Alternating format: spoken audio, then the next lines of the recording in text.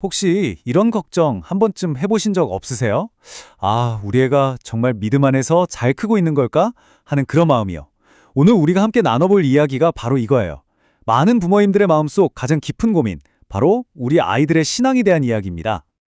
아마 이 질문 앞에 마음이 쿵 하고 내려앉는 분들 적지 않으실 거예요. 그쵸?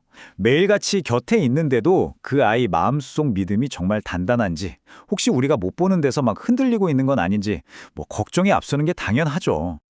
겉으로 보기엔 다들 평온해 보일 수 있어요. 하지만 사실 지금 한국 교회 안에서는요, 아주 조용하지만 정말 심각한 위기가 진행되고 있습니다. 그게 뭐냐면 우리 아이들이 정말 소리 소문 없이 교회를 떠나가고 있다는 사실이에요. 자, 이 숫자를 한번 보세요. 41.1%. 이게 뭘 의미하는 걸까요?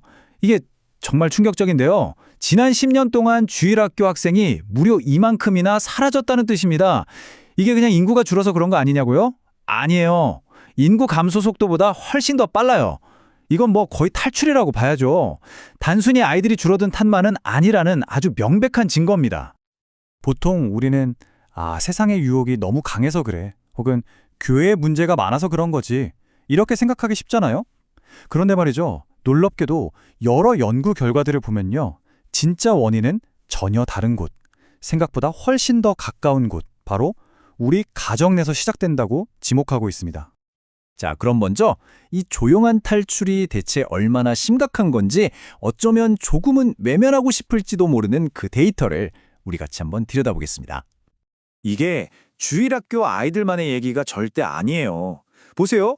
불과 10년 전만 해도 거의 절반에 가까웠던 20대, 30대 종교인 비율이 지금은 30%대까지 뚝 떨어졌습니다. 이게 무슨 말이겠어요? 교회에서 열심히 신앙생활하던 청년들마저 등을 돌리고 있다는 거잖아요. 이건 정말 전 세대에 걸친 위기라고 할 수 있습니다. 아니, 도대체 왜 이런 일이 벌어지고 있는 걸까요? 이제는 밖으로만 향했던 시선을 우리 안으로 한번 돌려볼 시간입니다. 어쩌면 조금은 불편할 수도 있는 진실과 마주해야 할 때가 온 거죠. 자, 그럼 이 위기의 가장 근본적인 원인, 그게 뭘까요?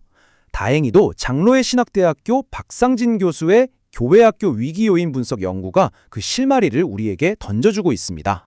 정말 놀랍게도요. 이 연구가 지목한 가장 결정적인 위기 요인 3가지가 전부 다 한 곳을 가리키고 있었어요. 바로 부모입니다. 첫째, 가정에서의 신앙 교육이 아예 없고, 둘째, 부모가 자녀를 키울 때 세상적인 성공을 더 중요하게 생각하고, 그리고 마지막으로 무엇보다 부모 세대 자신의 믿음이 흔들리는 것. 이게 바로 핵심 원인이라는 겁니다. 그래서 모든 전문가들이 정말 이구동성으로 외치는 해법이 바로 이거예요. 더 이상 신앙교육을 그냥 교회에만 맡겨둘 게 아니라 다시 부모가 그 중심에 서야 한다는 것. 모든 것의 시작은 바로 여기서부터라는 거죠. 근데 현실은 또 다르죠. 한 조사에서 부모님들한테 자녀 신앙교육이 왜 그렇게 힘드세요? 하고 물어봤어요. 가장 많이 나온 대답이 뭘 것 같으세요? 놀랍게도 시간이 없어서나 방법을 몰라서가 아니었어요. 바로 제 자신의 믿음이 약해서요. 라는 정말 너무나 솔직한 고백이 1등이었습니다. 그리고 바로 그 사실을 뒷받침하는 정말 놀라운 데이터가 여기 있습니다. 보세요.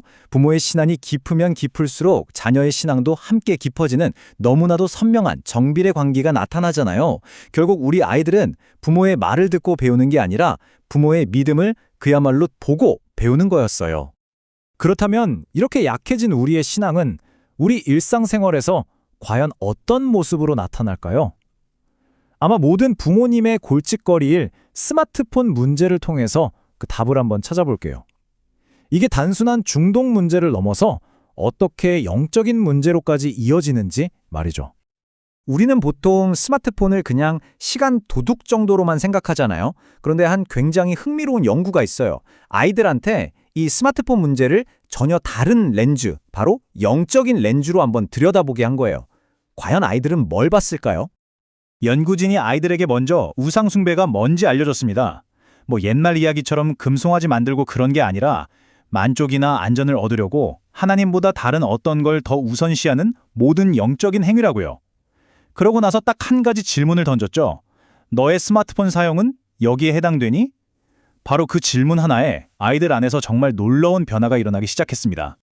한 학생이 이렇게 고백을 했어요. 예전에는 우상이라고 하면 그냥 금송아지 같은 것만 생각했어요. 근데 이제는 제가 하나님보다 우선하는 모든 것이 우상이 될 수 있다는 걸 깨달았어요. 아이들 스스로가 자기 스마트폰이 그냥 기계가 아니라 하나님과의 관계를 떡하니 가로막고 있는 영적인 문제라는 걸 깨닫기 시작한 거죠. 아이들은 스마트폰이 단순히 자기 시간을 뺏는 걸 넘어서 자기 영혼을 갉아먹고 있다는 사실을 딱 마주하게 된 겁니다. 하나님이 주신 소명과 꿈을 방해하고 그분하고 친밀하게 교제할 시간과 집중력을 다 빼앗아가고 결국엔 마음을 채워주는 척하다가 나중엔 더 깊은 공허함만 남긴다는 것을요. 자, 보세요. 이렇게 문제의 뿌리가 가정에 있다면 당연히 해답도 바로 그곳에 있지 않겠어요? 지금까지 우리가 살펴본 모든 데이터가 바로 그 한 지점, 가정의 회복이라는 단 하나의 강력한 메시지를 향해 달려가고 있습니다.